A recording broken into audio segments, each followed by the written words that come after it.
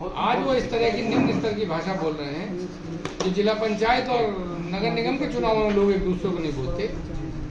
तो ये इसलिए है कि जब मन भटकता है, व्याकुल होता है, व्यक्ति परेशान होता है, तो डूबता हुआ व्यक्ति जान बचाने के लिए कि जैसे बन पड़े वैसे हाथ पैर मारता है। तो ये खराब भाषा जो है, जो निम्न स्तर की भाषा है, जो व्याकुलता है, ये डूबते हुई भारतीय जनता पार्टी की सरकार की हताशा निराशा है। इसलिए पानी में हाथ मारे जा रहे हैं। मेरा भरोसा है जनता इनसे भटकने वाली नहीं है। आपको क्या लगता है कि चुनाव में कुल कितनी सीटें आएंगी, सरकार बनाने की स्थिति रहेगी कि नहीं रहेगी, क्या स्थिति, क्या लगता है आपको? आप तो बहुत जगह घूम रहे हैं। मेरा अपना मानना है इस चुनाव में आकलन करना बहुत मुश्किल है। बहुत सही बात।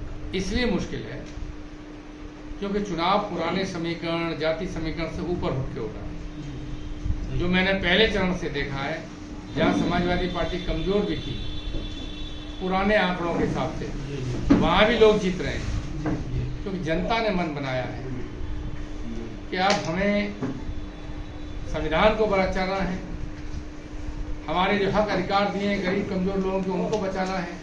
कि 400 पार करके संविधान को ध्वस्त कर देंगे, हिटलरशाही लागू कर देंगे।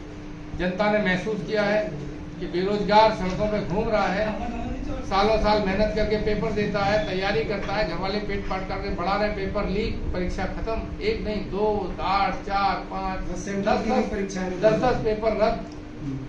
जिस तरीके से तानाशाही है, कोई बोलेगा तो उसके जेल में डाल दिया जाएगा। चाहे जितना आप पे अपराध हो, चाहे जितना आपने भ्रष्टाचार पे आरोप हो, भाजपा में चले जाएंगे सब माफ। तो ना नौजवान की सुनी जा रही, किसान को आतंकवादी घोषित कर दीजिए तुरंत, अगर वो आंदोलन करे तो आतंकवादी। अडानी अंबानी के लिए पूरा देश के सारे रास्ते खुले हुए हैं, जहां वो उंगली रखते हैं वही चीज प्राइवेटाइज उन्हीं के हाथ। तो ये सब देश ने देखा है। इसलिए जाति, धर्म, वर्ग उठ के चुनाव हो रहा है, सब जातियां वोट कर रही हैं। इसलिए आश्चर्यजनक परिणाम आएगा, ऐसा परिणाम आएगा जिसकी लोगों को कल्पना नहीं है। इतनी बुरी तरह भारतीय जनता पार्टी हारी। सर एक क्वेश्चन मेरा है कि मिर्जापुर में सीएम को दोबारा आना पड़ा। एक बार पीएम के साथ सीएम आए, उसके बाद दोबारा आज रैली करके गए हैं।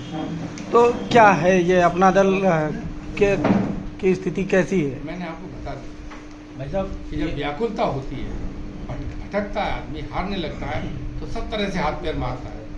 अनुप्रिया जी, आशीष जी रोज फोन करते होंगे 5-7 बार, जल्दी आइए, जल्दी आइए। हमको भाजपा कार्यकर्ता वोट नहीं दे रहा, हमको ब्राह्मण वोट नहीं दे रहा, हमको ठाकुर वोट नहीं दे रहा, हमको कुर्मी समाज हमसे नाराज है, हमसे ये बोलते होंगे।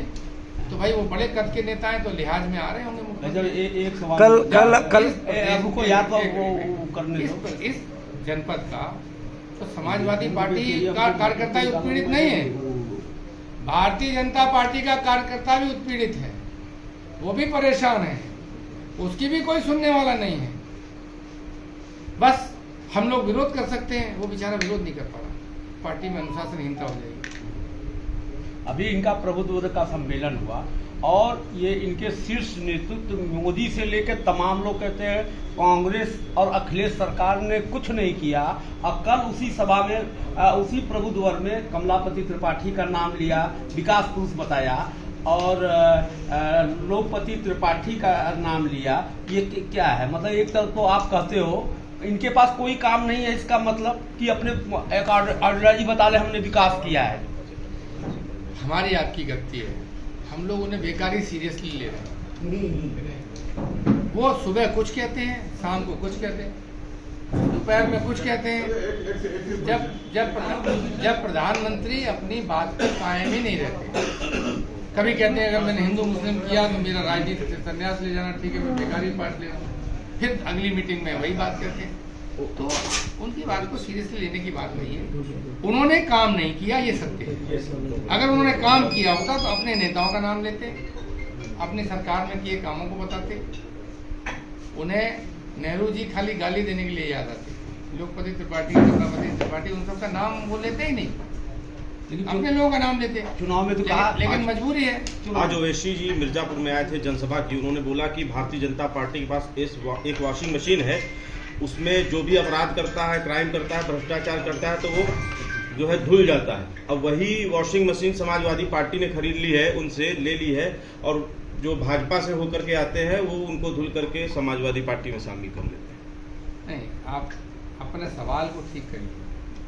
जो समाजवादी पार्टी में आए हैं, क्या उन पर अपराध और भ्रष्टाचार के आरोप हैं? भाजपा पे नहीं, मैं जो बात कर जी, रहा हूं, आप सवाल तो आप पूछ रहे हैं।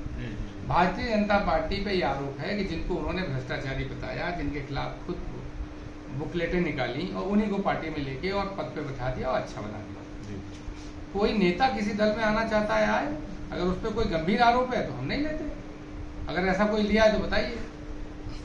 हम विपक्ष में हैं, कोई सत्ता पक्ष से विपक्ष में आए तो आप कहेंगे कि वो सत्ता की मलाई खाने जा रहा है क्या? हम तो संघर्ष कर रहे हैं, आप भी आइए, आपका भी स्वागत है। हम किसी को सरकार में हो, किसी के मुकदमे हटा दें, हम सरकार में हो, किसी को पद का लालच देके बुला लें, तो आप सवाल करिए। विपक्ष तो सड़क पे लड़ रहा है, जो सरकार से प्रताड़ित होगा वो आएगा, हम स्वागत करेंगे, आपका भी स्वागत है। सर सबसे आखिरी सवाल, सबसे बड़ा है कि अगर आप जीत जाते हैं, ठीक है, 300 सीट जो भी हो सरकार की, तो सपा और कांग्रेस दोनों के पार्टी के नेताओं भाग जाते हैं सत्ता का लालच में, या तो उसको मलाई काटने के लिए, जो भी कहें, ये सब आपके विधायक भी भाग गए थे।